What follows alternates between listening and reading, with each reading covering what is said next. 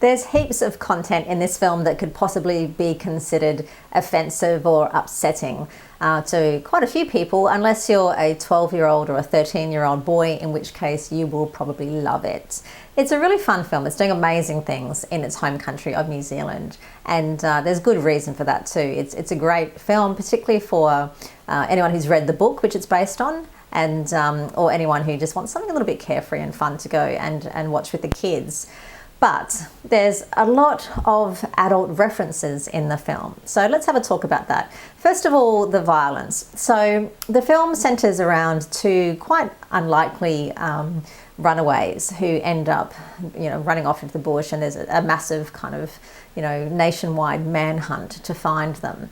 Now, the boy comes from a series of foster homes, and when you meet him, there's a very quick montage about the kind of things, the kind of behaviour he'd get up to, and you see pictures of him very quickly doing stuff like loitering, graffitiing, kicking things, defacing things, throwing things, all that kind of stuff. So some of his minor offences are mentioned in this montage. He carries a gun through a lot of the film, so if you feel uneasy watching a child or a minor carrying and shooting a weapon, then just be aware of that. But the real violence actually revolves around animals in the film. So the people whose home he goes into are hunters, particularly the mother figure. She's a hunter and she does a lot of the hunting herself. So you see her hunting animals, you see her stabbing a wild animal, for example, and it's one of those classic kind of horror shots where the knife comes up in front of the frame and it's covered in blood after she has stabbed the creature. You see her herself is covered in blood. She has blood smeared all down her face. She seems to be dripping in this animal's blood. The animal itself is also covered in blood. You see animals trussed and tied up, ready for preparation. You see her dealing with the corpses of dead animals. She's plucking out the fur and that kind of thing, or sewing them up, or getting them ready to skin. So there's a lot of hunting and animal references. There are other animals which are shot at through the film, like a bird is shot at or taken down, and one animal is actually shot, and you see animals roasted and eaten after they've been hunted. So that's probably where the film gets the most squeamish, and certainly where most of the blood and gore is in the film. I mean, for example, there is a scene when one man is actually shot, but you don't see a wound, you don't even really see him react to it, to be honest. He kind of falls over and then is limping afterwards. So his reaction to being shot is far more palatable than any of the treatment toward the animals in the film. The film kind of culminates with a huge big chase scene, and this involves military vehicles and personnel and a lot of reckless driving and all that kind of stuff. It's quite epic and large scale. So there's a lot of chaos towards the end of the film. It's not really violent so much, but once you sort of think about the idea of a boy, a child really, being chased on that national scale, when you kind of really think about what that would mean, it does feel a little bit over the top, and possibly something that could be a little bit confronting if it was happening in real life. Now, the boy is obsessed with the idea of growing up and becoming a thug. He has this vision of being some kind of tribal gangster. So there's a lot of references through the film, and he drops these references about thug life. So he mentions all kinds of things, from waterboarding to having acid thrown on your face, to, hopefully dying in a tribal fight one day. So yeah, there's a lot of criminal references in the film.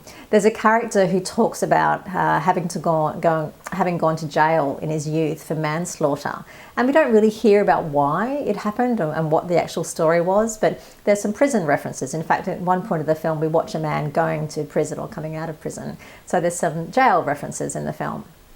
As I said, these are quite adult references, but in a kid's film. There's also a courtroom setting. Probably where I really want to draw your attention to, though, the most, is in the sex and nudity. So there isn't any sex or nudity in the film. There's one scene where a woman kisses a boy on the cheek. It's purely platonic. But there are pedophilia references and molestation references in the film. One of the boy's friends, he talks about this quite awful story, and even though he doesn't go into huge amounts of detail, he says he doesn't really know what the details are. He talks about a girl who was a fellow foster child who was gone to a home. Apparently she was talking about some of the problems in the home, complaining about the way she was being treated by the male figure in the home, and then the next thing he hears is that she's found dead. So there's a possible domestic violence, if not even possible molestation reference hidden in there. There's also pedophilia is mentioned in a comic way several times throughout the film. The boy is talking about things in an innuendo sense, and as he talks about these things, there's some other adults get the wrong idea. He's talking about touching and playing and those kind of things, which we understand as adults should be warning signs to inappropriate behaviour taking place. The way it's framed, he's saying these things very innocently, and yes, they are taken out of context by other adults in the film. But again, if you're watching with children, then this is something that you might have to explain later or talk about later. Certainly if you're watching this or if you have been a victim of this kind of behaviour, then you're not going to find this funny at all. As I said, it references a few times in the film. There's several references to the idea of this, a man being a pervert or a pedophile or handling this child inappropriately. So just be aware of that. Alcohol in the film, there isn't really any, but there's quite a few drug references. As I said, this boy thinks that he's going to grow up and be a gangster, so he drops, a few drug-related terms through the film. He mentions cocaine at one point. He talks about being a drug dealer. A girl that he meets along the way, again, she's only a teenager herself, says to him, "Do you want to smoke a joint?" It's supposed to be a joke, but as I said, for a film that is being targeted at children, then these are contexts and references that will either be completely overlooked or you'll have to discuss after the film perhaps. And swearing, there's a little bit of swearing. There's 2 F words. Now one of the characters definitely says friggin'.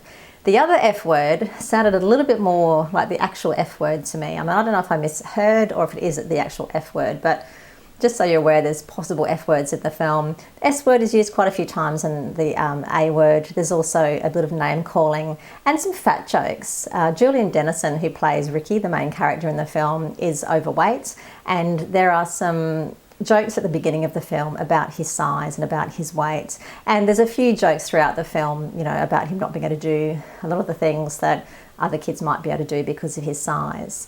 It's all meant to be fun, but it's those kind of things, depending on your frame of mind when you're watching the film or how you feel about these things, then they might come across as offensive rather than humorous.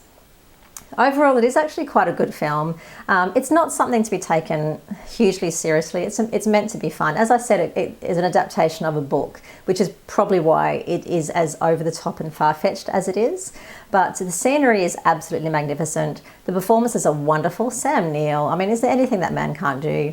And newcomer Julian Dennison really is just fantastic. His comic timing is just perfect.